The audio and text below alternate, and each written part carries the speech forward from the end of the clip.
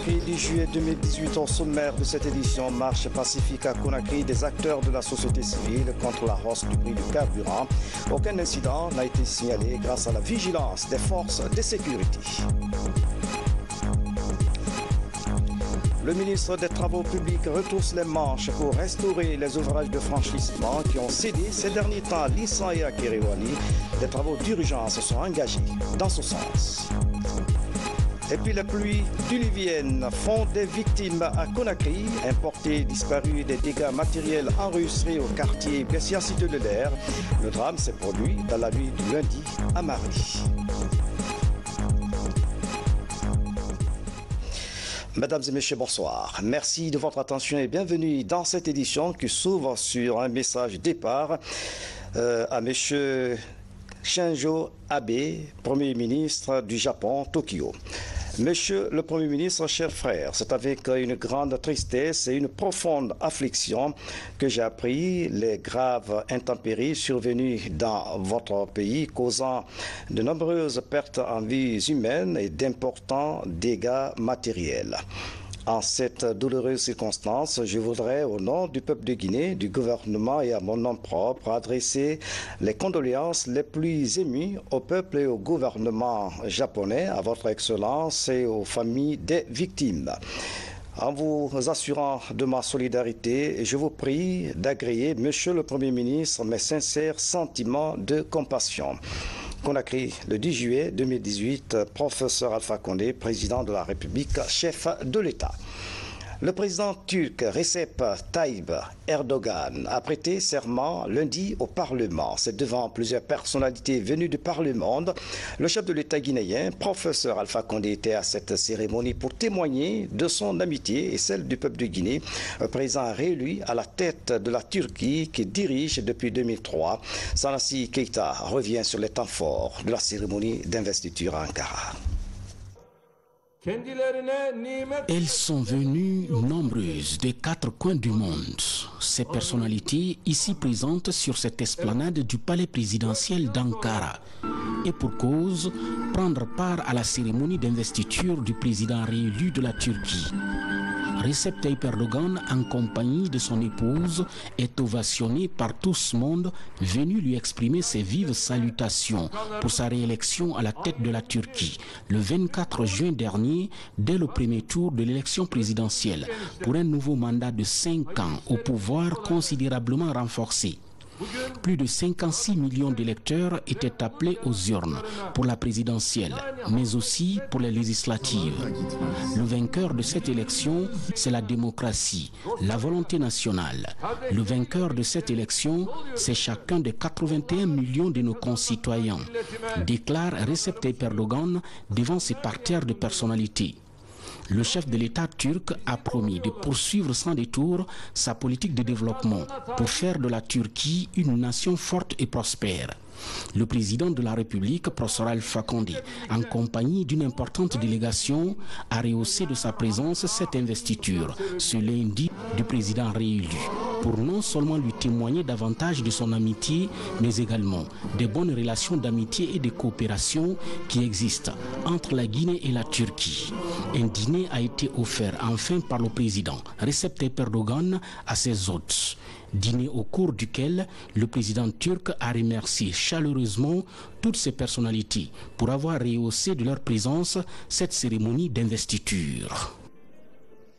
À Conakry, le représentant spécial du secrétaire général des Nations Unies pour l'Afrique de l'Ouest poursuit sa série de rencontres avec les institutions de la République. Ce mardi, Mohamed Ibn Chambash a échangé avec les élus du peuple.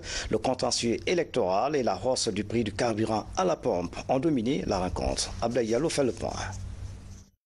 La situation sociopolitique de la Guinée préoccupe les Nations Unies.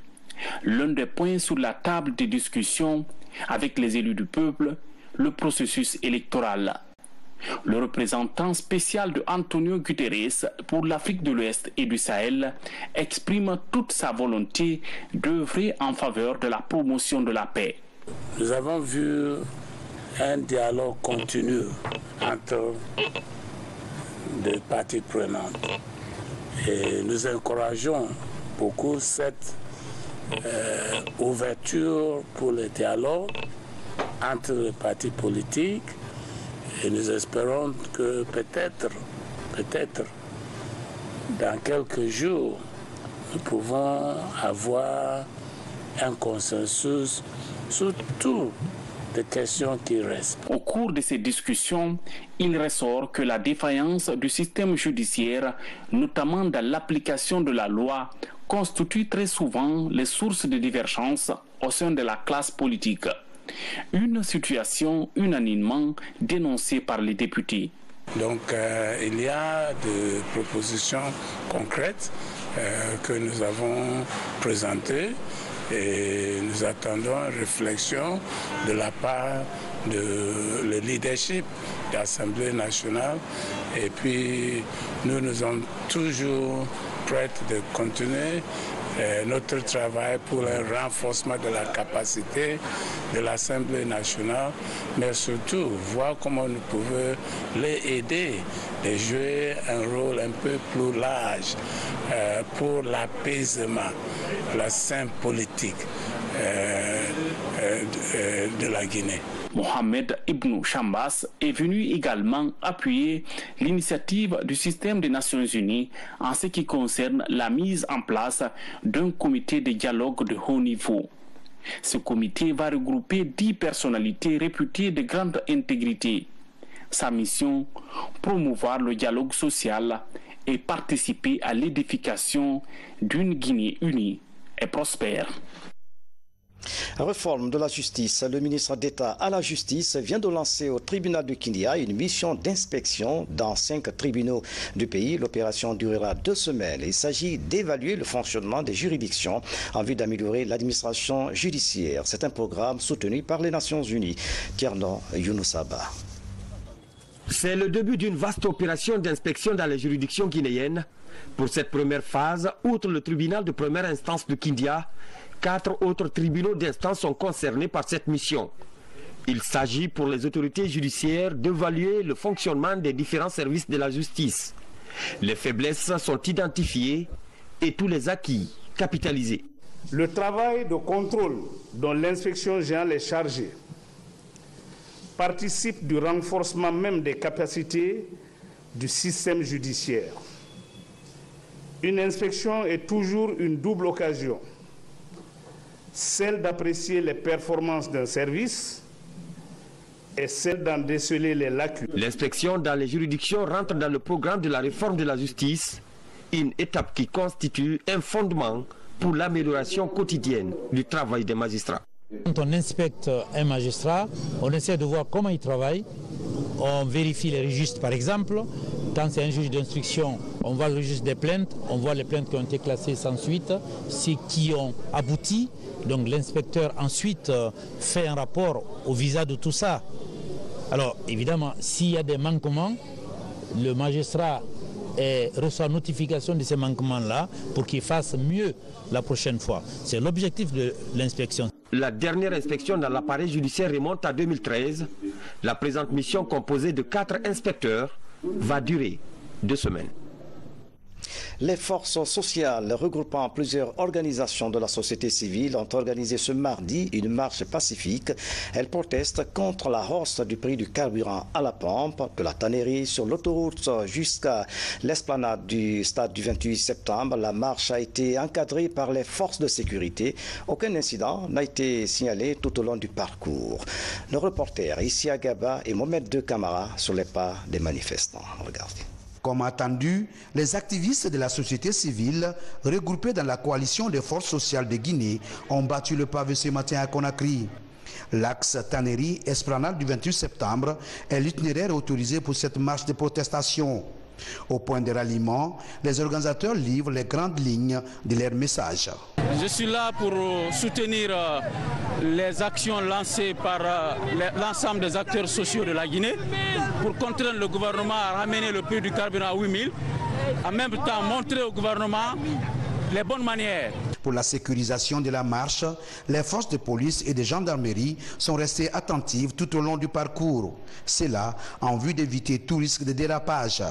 Pour les autorités, la culture du civisme a prévalu. C'est toutes les unités et les commissariats centraux de la police et toutes les unités aussi de maintien et de rétablissement de la police et de la gendarmerie aussi, plus les gendarmeries départementales qui sont déployées. Vous imaginerez ça fait combien comme personnel, mais ce n'est pas pour ici intimider les marcheurs, mais c'est pour juste assurer leur sécurité, et ces unités sont déployées dans les différentes intersections pour pouvoir les faciliter le passage dans les différents carrefours pour éviter d'être empêchés par d'autres personnes qui n'adhèrent pas à leur mouvement. Une nouvelle fois, le climat de confiance entre services de sécurité et marcheurs a favorisé cette manifestation de rue sans incident. Le médiateur de la République et plusieurs autres leaders religieux tentent d'aplanir les divergences entre les différentes parties prenantes des négociations liées à la hausse du prix du carburant à la pompe. Ils invitent le gouvernement, le syndicat et le patronat à poursuivre les discussions pour trouver une issue favorable. Yaya Silla fait le point. Après le réajustement du prix du carburant à la pompe, le médiateur de la République rencontre les acteurs de la société civile. Objectif, éviter à la Guinée des scènes de violence.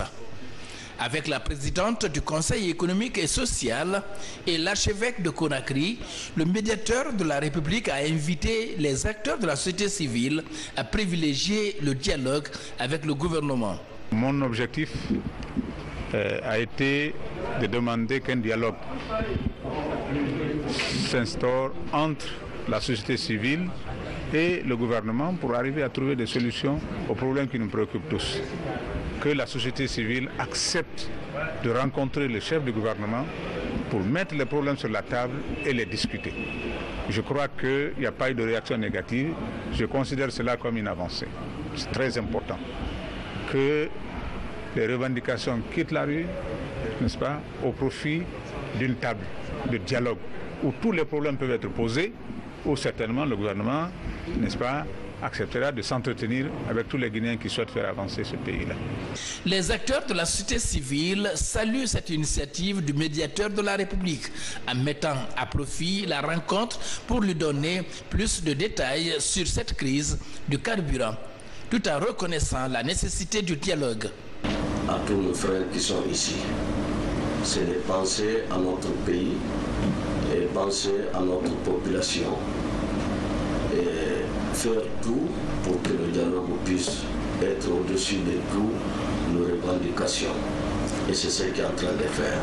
Je vous supplie, pour éviter d'autres morts à notre pays, pour permettre aux gens de se faire soigner, que comme le médiateur, vous le félicitez parce qu'il a pris l'initiative, je vous supplie de lui donner un temps encore pour qu'il aille vers ceux qui sont accusés, pour les écouter aussi.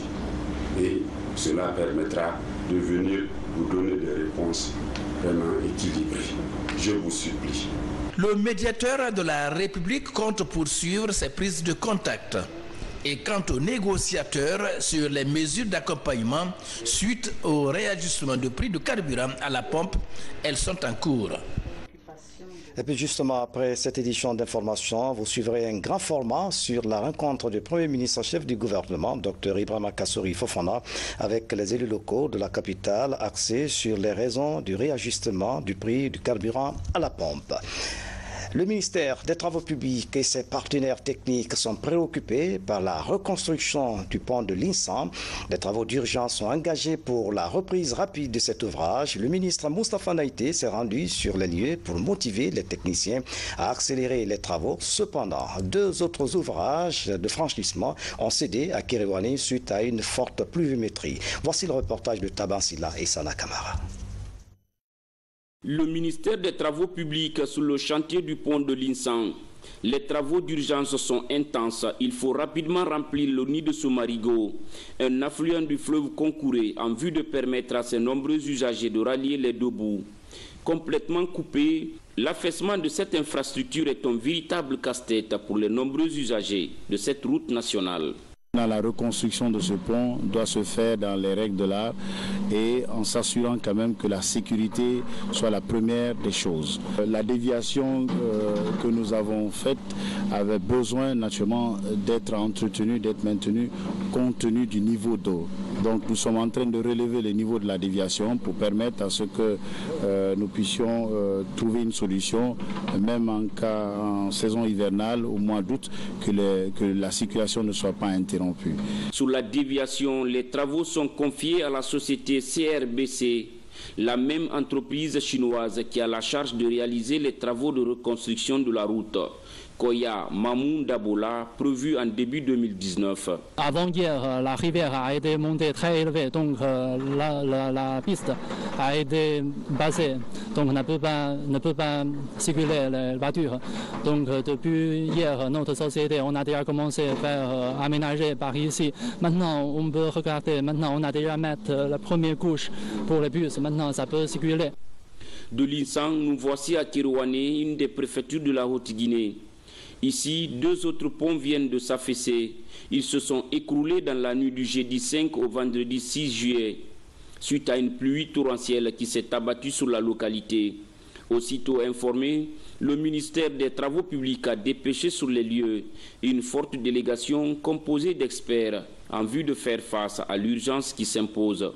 Au nom du ministre M. Moustapha Naïté, c'est que des dispositions idoines, des dispositions rapides vont être prises pour le rétablissement vraiment de la circulation dans un bref délai, car vous le savez plus que moi qu'aujourd'hui le chef de l'État a fait comme priorité le développement des infrastructures routières. Sur place, les autorités locales, les syndicats et d'autres bonnes volontés sont mobilisés pour faire traverser par les moyens de bord ces usagers bloqués de l'autre côté de la rive. Je remercie le gouvernement pour sa promptitude, puisque aussitôt informé l'autorité, nous avons reçu les missions sur place. Hier, pratiquement, j'avais reçu la mission du TP régional et ce matin, c'est le ministère. Donc vraiment, j'espère que dans ce peu de temps, ça sera vraiment, on trouvera une solution palliative pour le trafic routier. Pour mémoire, le premier pont sous la Diassa, un affluent du fleuve Niger, mesure 35 mètres de longueur et 7 mètres de largeur. Et le deuxième sous le Keoulendou mesure 9 mètres de longueur et 5 mètres de largeur. Ils sont entre autres vieux de 26 et de 73 ans. Dans l'actualité encore, la Maison de l'Emploi et des compétences de la région de Mamon fait des erreurs. Un des jeunes demandeurs d'emploi vient d'être retenu parmi les 100 jeunes porteurs de projets. L'ancien Tunkara a bénéficié d'une formation en entrepreneuriat dans cette agence régionale. Le directeur général de l'AGIP apprécie les résultats obtenus par l'agence de Mamon. Reportage Moussa Komara. 3 ans après son démarrage, cette maison de l'emploi et des compétences de Mamon tient toutes ses promesses. Conseil, orientation, formation en technique de recherche d'emploi ou encore en entrepreneuriat pour les jeunes demandeurs d'emploi de la localité. Environ 300 jeunes diplômés de la région sont inscrits sur la plateforme. Tous bénéficient de formations et conseils pour faciliter leur employabilité. Lorsqu'on a ouvert l'agence le 3 avril 2016, on faisait l'enregistrement classique. C'est que quand le jeune vient, il vient avec des photos. Des photos d'identité qu'on met au niveau de la carte d'inscription et de prospection individuelle. Nous avions une carte rose aussi, on met la seconde photo. Maintenant, avec l'appui du projet BOSSES, ils ont aidé à l'AGIP à trouver un logiciel de suivi des chercheurs d'emploi qu'on a commencé à utiliser depuis novembre 2016. Au moment de l'enregistrement classique, vous avez enregistré 100 jeunes au niveau d'un registre ici. Maintenant, depuis que la plateforme est mise ici, donc on est autour de 213 inscrits au niveau de la plateforme. Nous avons noté avec satisfaction que les inscriptions évoluent à un niveau très, très appréciable. Et nous avons aussi noté qu'à chaque fois qu'il y a un nombre important de jeunes qui ont besoin d'un certain nombre de formations, nous sommes sollicités à Conakry et ces formations sont données. Ces jeunes diplômés en anglais de l'université de l'Abbé, par exemple, est un des tout premiers inscrits sur la plateforme. Je m'étais inscrit à la GIP afin de trouver un travail quand j'ai fini depuis 2013. Et il se trouve que quand ils ont mis le logiciel en place, je me suis inscrit, on m'a orienté dans le volet entrepreneuriat. Et dans ce sens, on a bénéficié d'une formation tout récemment à Conakry. On était au nombre de 100 jeunes qui ont été sélectionnés au niveau du pays. Et j'ai eu de la chance, j'ai été sélectionné au niveau de Mamou. On a eu aussi la chance d'avoir présenté nos projets, nos différents projets au niveau du bouchage. Et donc on est en attente des résultats des 25 projets qui seront sélectionnés. Comme ici à Mamou, cette maison de l'emploi et des compétences est aujourd'hui un véritable outil d'espoir pour les jeunes en quête de leur premier emploi.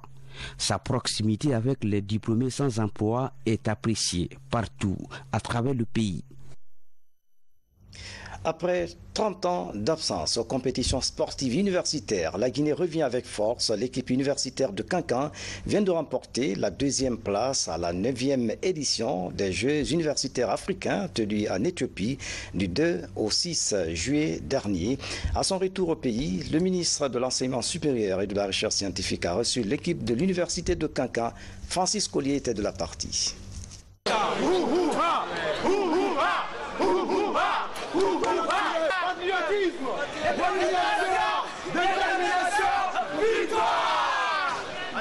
Ils ont défendu le drapeau guinéen à la 9e édition des Jeux universitaires africains tenus en Éthiopie du 2 au 6 juillet dernier.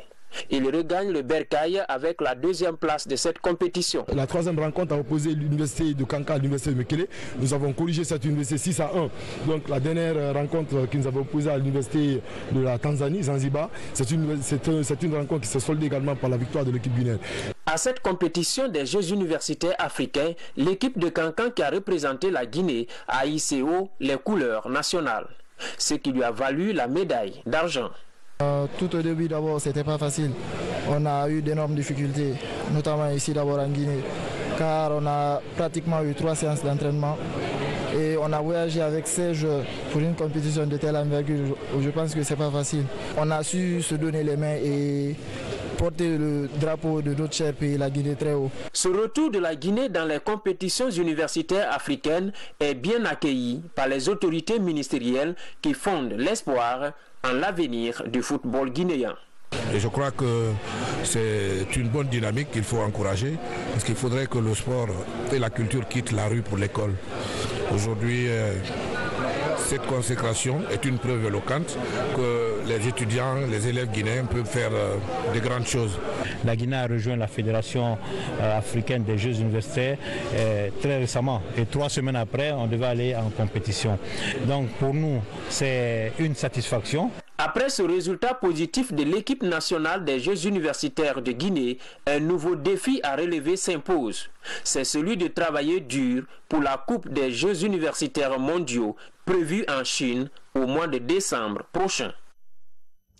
La pluie diluvienne font des victimes à Conakry, un jeune porté disparu et des dégâts matériels importants. C'est le bilan d'une inondation survenue dans la nuit du lundi à mardi au quartier Bessia Cité de l'Air. Suivez ce reportage de Lancé Kamisoko et Isidore Nandamou de Tunkarata.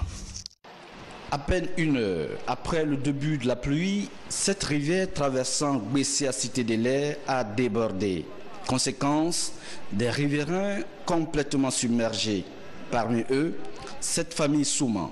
Ici, on dénomme 3 blessés et un jeune homme porté disparu. Sekouba est l'un des rescapés. Nous étions assis à 4 dans les bancs de 22 heures. Moi, j'étais assis dehors. Quand il y avait eu beaucoup de pluie, j'ai jugé nécessaire de me mettre à l'abri. Maintenant, il y avait eu un bruit très violent. On dirait une montagne qui s'écrase. Maintenant, nous avons pris notre fuite vers la porte et on s'est vu s'évanouir au bout de l'eau. Maintenant, l'eau m'a emporté jusqu'à cet arbre. Je suis allé me coincer là-bas jusqu'à ce que j'ai pu m'en sortir.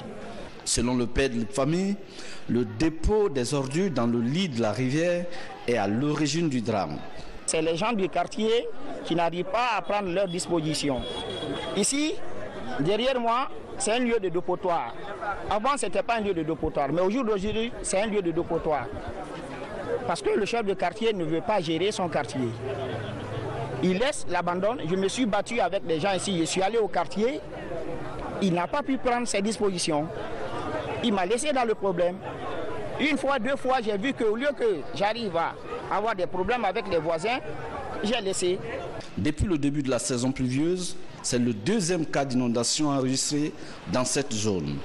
Interrogé à ce sujet, le chef du quartier déplore la construction anarchique des maisons. Comment est-ce qu'un citoyen normal peut se permettre quand même de construire dans le lit d'un courant d'eau? C'est la première maisonnette qui est là, tout juste à la sortie du pont, là-bas là. Voilà, les trois garçons étaient là-dedans. Pouf, ils ont entendu le mur là s'écrouler. Ils sont sortis, le temps de prendre les dispositions sur là, pouf, l'eau s'est venue en force maintenant, ça les a ramassés, ça a cassé le mur et voilà. D'autres sont montés sur le toit, d'autres ont essayé de grimper le banquier. Mais le premier qui a été pris ici, lui on n'a pas pu le repêcher. Il est allé, voilà. Jusqu'à présent, on n'a pas retrouvé son corps. Selon le constat du terrain, la rivière a été transformée en un entonnoir dont le contenu se déverse dans un caniveau débouchant sur l'autoroute Fidel Castro. Avec ces grandes pluies qui s'annoncent, de nombreux riverains courent encore d'éventuels risques d'inondation. Les travaux d'assainissement du quartier Bonfille, les jeunes volontaires de la commune de Matam, dirigés par Mme Kadiatou Sila KS, ont entrepris des grandes actions de nettoyage pour débarrasser leur commune des immondices, des opérations hautement appréciées et soutenues par les populations. Nous y reviendrons. Les Nations Unies célèbrent demain, 11 juillet 2018, la journée mondiale de la population. Et cette année, l'accent est mis sur la planification familiale. À cet effet, le Fonds des Nations Unies pour la population a fait une déclaration. Écoutons le représentant de l'UNFPA, Cheikh Tal, au micro de Lansé Kamisoko. La planification familiale n'est pas seulement une question relative aux droits de l'homme. Elle est aussi essentielle à l'autonomisation des femmes, à la réduction de la pauvreté et au développement durable. Pourtant, dans les régions en développement, quelques 214 millions de femmes ne disposent toujours pas de méthodes sûres et efficaces de planification familiale pour des raisons allant du manque d'informations ou de services au manque de soutien de la part de leurs partenaires ou de leur communauté. Ces carences menacent leur capacité à construire un avenir meilleur pour elles-mêmes, pour leur famille et pour leur communauté.